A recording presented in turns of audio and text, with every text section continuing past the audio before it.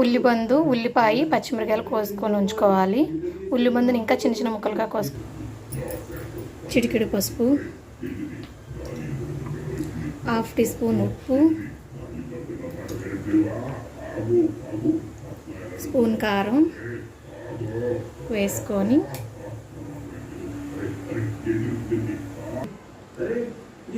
Half tea spoon అల్లం వెల్లుల్లి paste వేసుకొని బాగా కలుపుకోవాలి.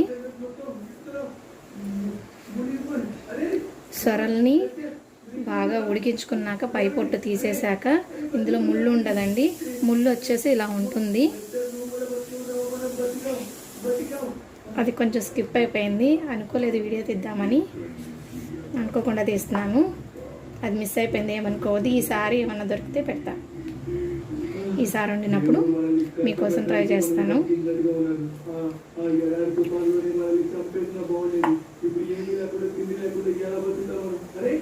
ఇలా కలుపుకోవాలి మొత్తం కలిసేలా. ఉడకబెట్టుకొని పై పొట్టు తీసేసి ఇలా పిసికేసుకొని నీళ్ళు లేకుండా పిసేసుకోవాలని, నీళ్ళు లేకుండా వడగట్టుకొని ఇలా ఉప్పు, పసుపు, కారం, అల్లం వెల్లుల్లి పేస్ట్ కలుపుకోవాలని. ఓకేనండి, ఈ లోపల స్టవ్ ఆన్ చేసేద్దాం. స్టవ్ ఆన్ చేసుకొని హీట్ అయ్యాక దీనికి ఆయిల్ ఎక్కువ పడుతుందండి, అందుకని 2 సార్లకి నేను కనీసం 5 గరిటెలైనా ఆయిల్ పోస్తున్నాను.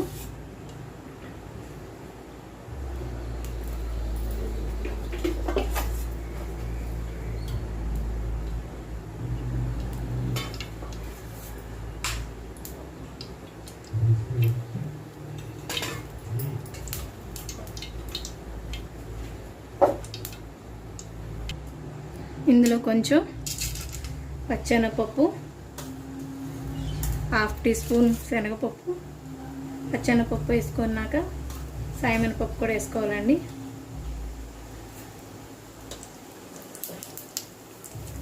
జీలకర్ర ఇవి వేసుకొని చేసుకుంటే బాగుంటుందండి.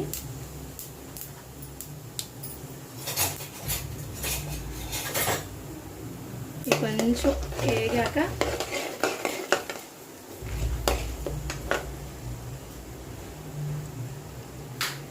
పొడి పొడిగా ఉంటుంది కదండి, అందుకని అక్కడక్కడ కొంచెం సాయి మినప్పప్పు, పచ్చెనపప్పు తగులుతూ ఉంటే బాగుంటుంది. ఇప్పుడు ఉల్లిపాయ, పచ్చిమిరపకాయ వేసేసుకున్నాము.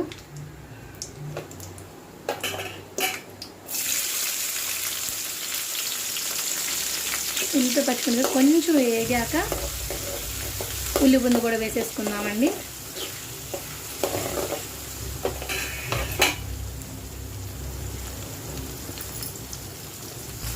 కొద్దిగా వేగాయండి, లైట్గా వేగిన తర్వాత ఉల్లిబందు కూడా వేసేసుకున్నాము.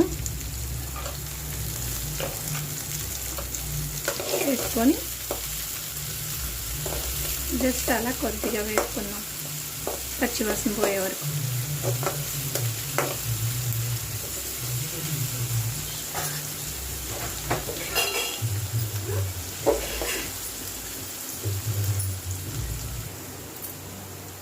కొద్దిగా అల్లం వెల్లుల్లి పేస్ట్ కూడా వేసుకుందామండి. ఆయిల్లో వేసుకోవడం వల్ల నీసు వాసన రాకుండా ఉంటుంది. చేపలకు కదండి వేసుకోవాలి. వేసుకొని కొంచెం వేగనిద్దాం, మరి బాగా వేగనివ్వకూడదండి. ఇప్పుడు మనం కలిపి పెట్టుకున్న సొరపొట్టుని వేసేసుకోవాలి.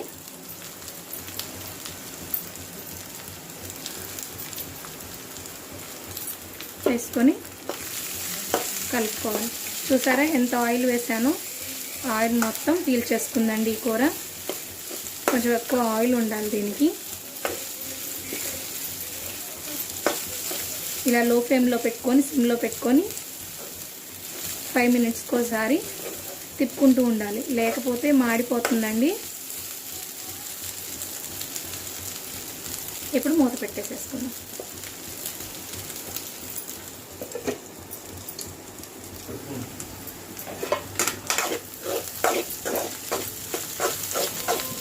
లో ఫ్లేమ్లో పెట్టుకొని ఇలా తిప్పుకుంటూ ఉండాలండి, లేకపోతే మాడిపోతుంది. మసాలా ఎక్కువ టైం తీసుకుంటుంది, హాఫ్ అన్ అవర్ దాకా తీసుకుంటుంది. హాఫ్ అన్ అవర్ పడుతుందండి ఇది మగ్గటానికి, వేగటానికి. కొంచెం గోల్డెన్ కలర్ వచ్చేదాకా వేగనివ్వాలి.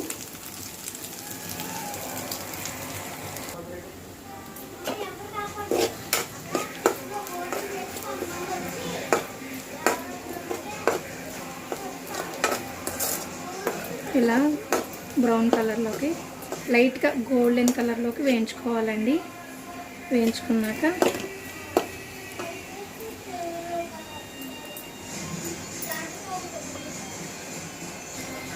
టేస్ట్ చూసుకొని కారం సరిపోకపోతే కొంచెం వేసుకోండి. నాకైతే సరిపోలేదు, అందుకని కొద్దిగా వేసుకుంటున్నాను.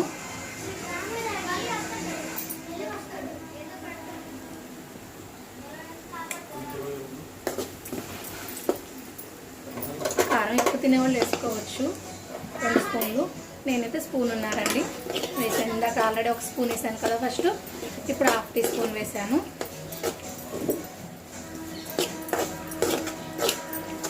ఇలా కలుపుకున్నాక 1/2 టీ స్పూన్ గరం మసాలా పొడి, 1/2 టీ స్పూన్ ధనియాల పొడి,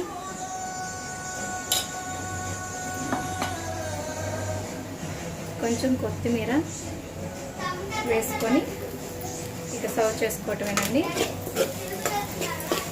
ఇది సొరపిట్టు కూర అంటారు, చేపల ఫ్రై అని కూడా అనొచ్చు.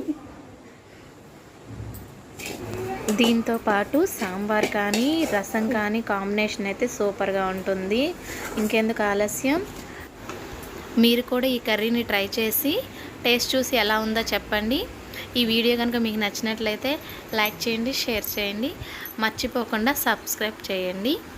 రిమోట్ మీషోలో కొన్నాను, ఆ వీడియో ఎలా ఉందో చెప్పండి.